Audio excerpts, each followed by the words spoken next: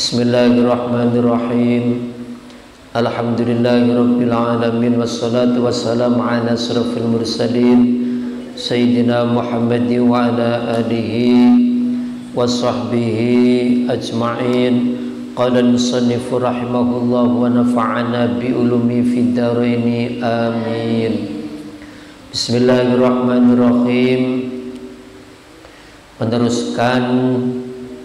Terusakan syair wingi tentang masalah bermusyawarah.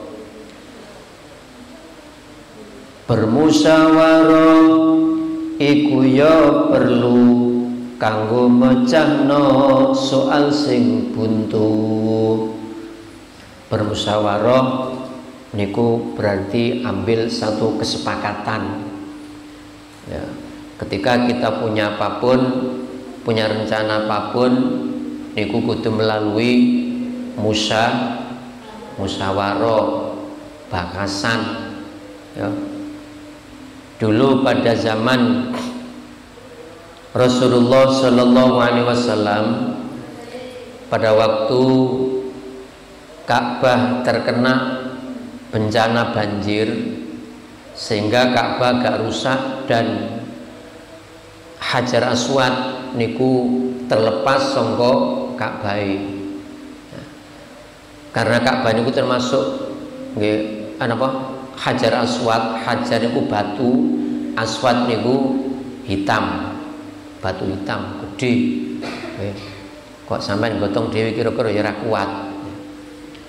Ketika lepas dan mau di Ka'bah diperbaiki, terus piye carane mbalikno Hajar Aswad nemplek tenggene pojoke Ka'bah.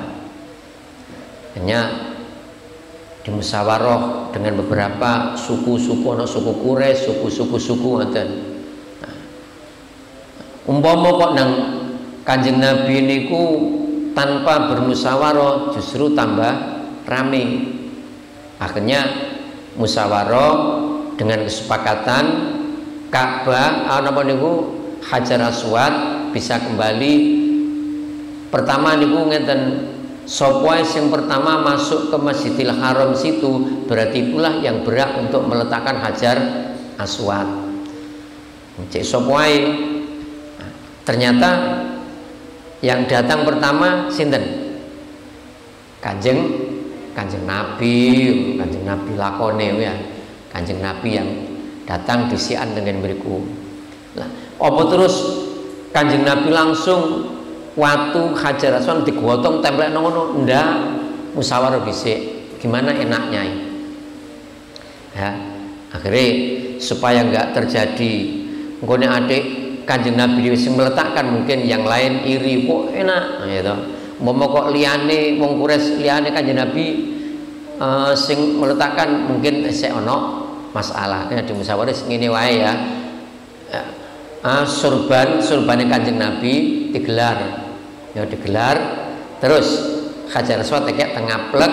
Lah wis sekarang gini, supaya kita sama-sama merasakan meletakkan Ka'bah, akhirnya yang bagian sudut ini sampean yo dari kabilah apa gitu, kene kabilah ini dari kabilah, akhirnya diangkat bersama. Lho kira-kira ana sing punya perasaan ndak enak apa enggak kira-kira nek ngono iku?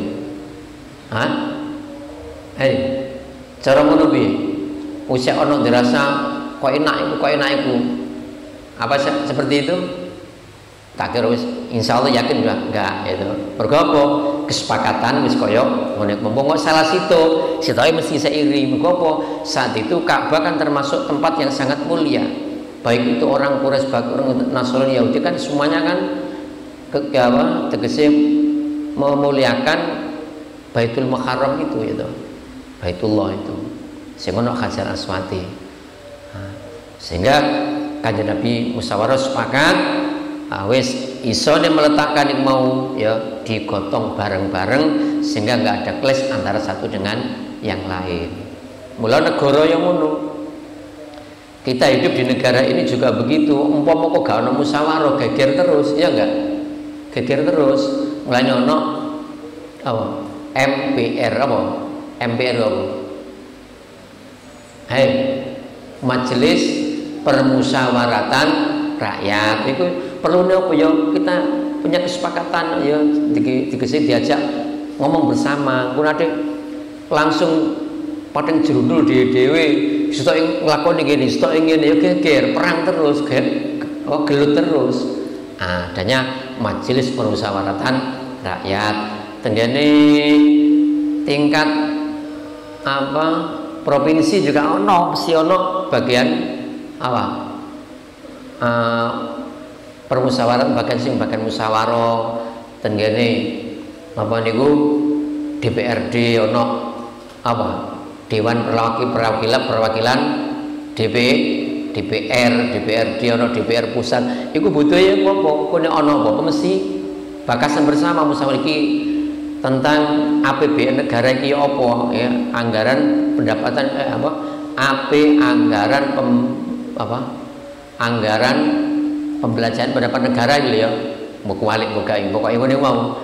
Nah, kanggo apa sing pendidikan berapa, kanggo iki berapa, mesti ada kesepakatan musyawarah. Akhirnya berjalan dengan baik. Nggih, ora mlayu dhewe. Dalam rumah tangga ya, antara suami istri untuk menentukan sesuatu iku nek kapan gak ada musyawarah geger, artinya ya engko akan terjadi ngono kok gara-gara awakmu stoke ngono awak bento pancen goblok ngono goblok-goblokan terus gitu. Kadang godak-godakan barang sampai gebuk-gebukan sak bojone gitu. Gara-gara apa? Ya iku mau ndak ada kesepakatan sing utuh digini enggak tanpa musyawarah ya gitu. Makanya terus di musyawarah iki aku Pak iki jagane riyo, anak iki jagane sakmene ya. Iki tuku sandal, kowe tuku sandal ku ceplok sisek. Sandate ceplok. Iki klambiku wis ngene. Pak sampean piye iki ya. Nah sing iki bojone sing iki lah. Akhirnya dengan musyawarah aman gitu. Kok menang dhewe ya sida. Nah, itulah perlunya jadi bermusyawarah iku ya perlu kanggo mecano soal sing buntu, tegese sesuatu sing enggak ada solusinya, isone iso berjalan dengan baik iku kudu ana musyawarah. Pada zaman Kanjeng Nabi Shallallahu Alaihi Wasallam ada sebuah cerita sejarah bahwa asal mulanya Abu Bakar itu kan juga belum Islam ya. Artinya orang kok langsung wis Islam belum, sadurunge juga masih mengikuti ajaran Nabi sebelumnya, mungkin Yahudi, mungkin Nasrani, tegese ora Islam lah ya. Ini juga bermusyawarah, bahkan yang diajak musyawarah itu seorang pendeta Nasrani gitu. Nah, cerita singkatnya ngeten. Abu Bakar niku adalah seorang pedagang pada zaman jahiliyah. Napa sih zaman jahiliyah itu? Zaman kebodohan. Sebelum Kanjeng Nabi diutus iku artinya zaman bodoh, artinya bodoh tentang keimanan, tentang ketauhidan pada Allah. Ndelok duit pinter gitu. Urusan dagang wis hanya maksudnya bodoh itu bodoh nanggone Gusti, nanggone tentang keisahan Allah, tentang tauhid nang Gusti Allah. Makanya diarani pada zaman zaman jahiliyah. Abu Bakar seorang pedagang. Pertama beliau masuk Islam itu lewat impen gitu. Abu Bakar bermimpi ketika beliau berdagang di Syam, karena dulu pada zaman Kanjeng Nabi orang-orang Quraisy itu andalan dagangnya itu nonggone kota Syam gitu. Kanjeng Nabi dulu mana? berdagang ke negara Sam, membawa dagangan Siti Khadijah nang Sam itu. Nah, itu kebanggaan ini pasar ngono-ngono orang-orang Quraisy pada zaman dulu. Ketika saat niku Abu Bakar, ya jenenge pedagang kan ya mungkin bermalam mungkin anak. Dadak tenggene mriku pas sare iku turu ya. Pas sare dadak terus bermimpi ya. Sare ngipine prasane ana srengenge karo rembulan iku ceblok ya, ora meteor ya. Abang jare ana meteor. Ya mbok ngono ku mau ngene iki ana amane ya. Ngene kono lentang kono biasa iku ya ora apa biasa ana kono. Saiki tafsiri iku lentang meneh wis gak ana, corona wis gak ana. Ya. Jadi ada-ada ya, normal.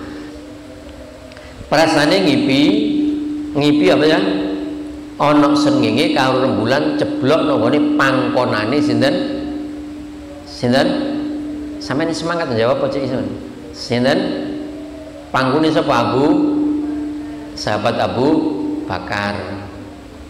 Orang pelek nang gone kono ya rembulan karo mau dicekeli karo Sayyidina Abu Bakar, dicekel, dirangkul, ditempelno ya wadamahuma ila sodri, dicekel di ruwingges ya. Nah, ya Allah, rembulan kok cicir nang kene. Ya ono rembulan sing kok ya kuat lho, menjadi ngipi ya. Ngipi kan bisa saja ya to. Ngipi wong jenenge ngipi yo. Srengenge rembulan ku ya gede-gede ini ngarang-ngarang gede dhisik bumi karo srengenge. Gede di bumi karo srengenge. Sampeyan oh ya nggone iku no ilmu apa pelajaran kula ngono to ya. Termasuk planet ya, ono matahari, rembulan karo bumi, gede ndi? Gede bumi. Ya. Jadi mau kok srenge nang jawil bumi yo buyar bumine. Ya mbok yo jerene pelajaran. Ono planet-planet sing akeh. Diregem dicekel ya Allah kok ana rembulan ana srengenge nang gone pangkonku iki lho ape ana apa ya nah dicekel serbane Abu Bakar itu serbane dilepas terus digawe napa ya digawe nutupi apa mau rembulan karo srengenge sambil dipakut karo tenger-tenger ya pancen mimpi terus dikeki apa ditutupi karo serbane atau selindange Sayyidina Abu Bakar itu dalam mimpi baru jenggere tangi ketika falaman taba ketika dia bangun aneh kan yo mimpi kok ketiban keceblokan bulan bintang matahari karo rembulan sampean tahu gak paling tahu ngipi ngompol ngipi nguyo langsung krepek ya ngompol barang tangi diungan-angen apa diangen-angen apa ya enggak matuk artinya yo gak memahami lah ya kira-kira lapo ya lo malah pono tok akhirnya bangun pagi-pagi berangkat sowan ke hadapan seorang pendeta orang Nasrani datang ke sana. Nah, mungkin karena saat itu ya wong sing akeh sing apa oke pendeta-pendeta wong Nasrani, pendeta wong Yahudi. Nah, wong pinter-pinter ngono iku gitu. Bukan berarti Nasrani Yahudi itu seorang tapi punya artinya wong sing melok aliran melok nanggone ajarane Nabi sadurunge Kanjeng Nabi gitu. Nah, zaman Kanjeng Nabi kan sudah ganti kan ya, syariatnya kan beda ganti. Nah, pada waktu itu dia datang ke seorang pendeta Nasrani untuk tanya tentang anane beliau bermimpi sing koyo ngene iku mau. Akhirnya datang ke seorang rohib, Pak Rohib, Pak Pendeta, saya mau tanya ke sini. Saya tadi malam ya mimpi, kok mimpi saya itu ketemu atau ke apa? Ada bulan rembulan dan ada apa matahari dan rembulan jatuh di pangkuan saya.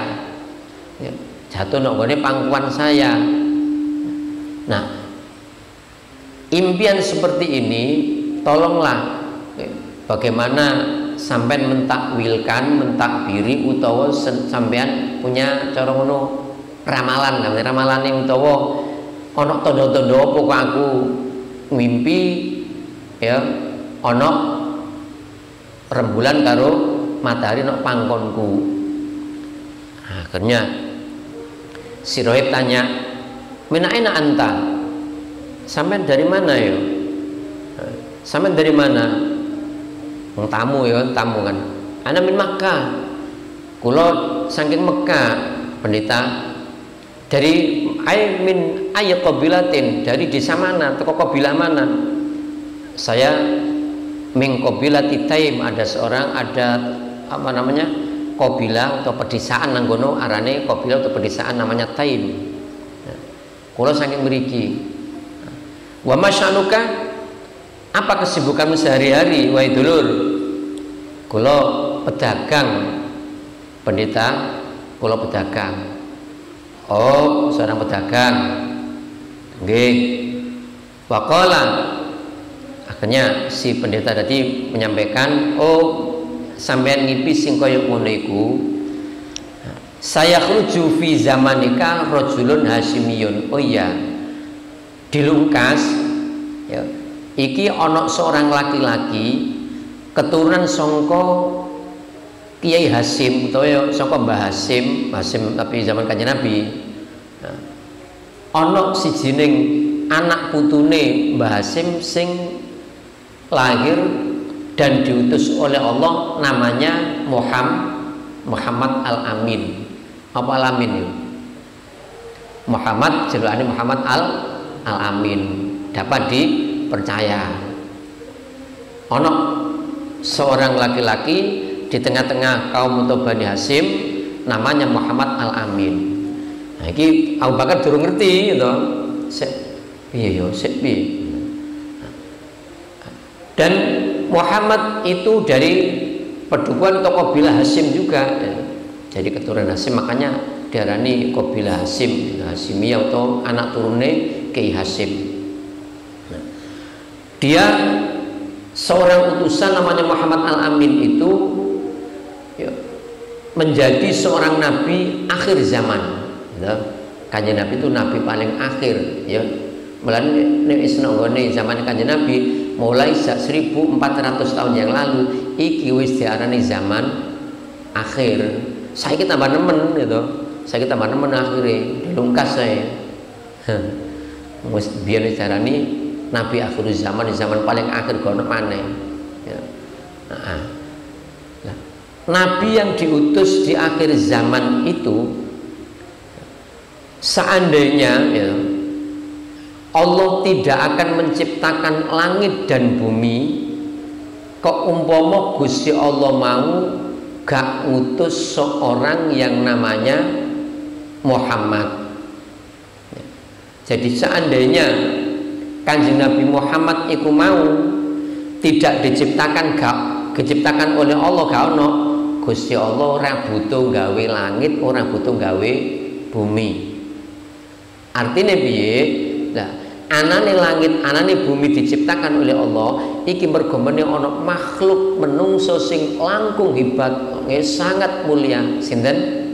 Kanjeng Nabi. Jadi ngomong kok Gusti Allah gak ngutus Kanjeng Nabi, "Mas, ge apa gawe langit barang ge apa?" Ya, cara wong ngono.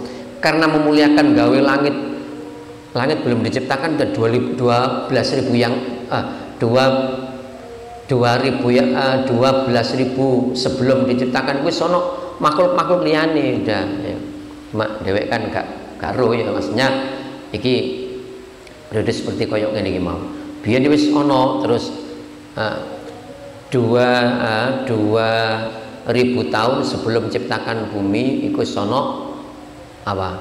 Wis sono nure Kanjeng Nabi, cuma belum lahir ya. Mari ngono terus ceritane apa jenenge si Rohib tadi, seorang pendeta tadi. Jadi Allah nggak akan menciptakan langit bumi, nggak menciptakan seorang manusia namanya Adam, orang gawe para nabi, orang gawe para rasul, ya. Mergo apa?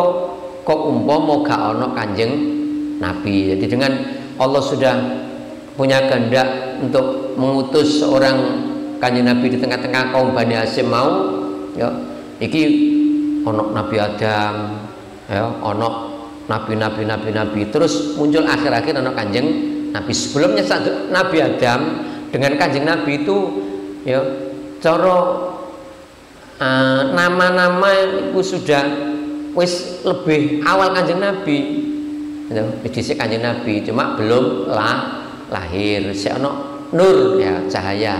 Engko terus wis mau dititipno ditekek nggone Nabi Adam, Hawa, terus sampai nanggone, ya, para nabi sehingga beliau dilahirkan.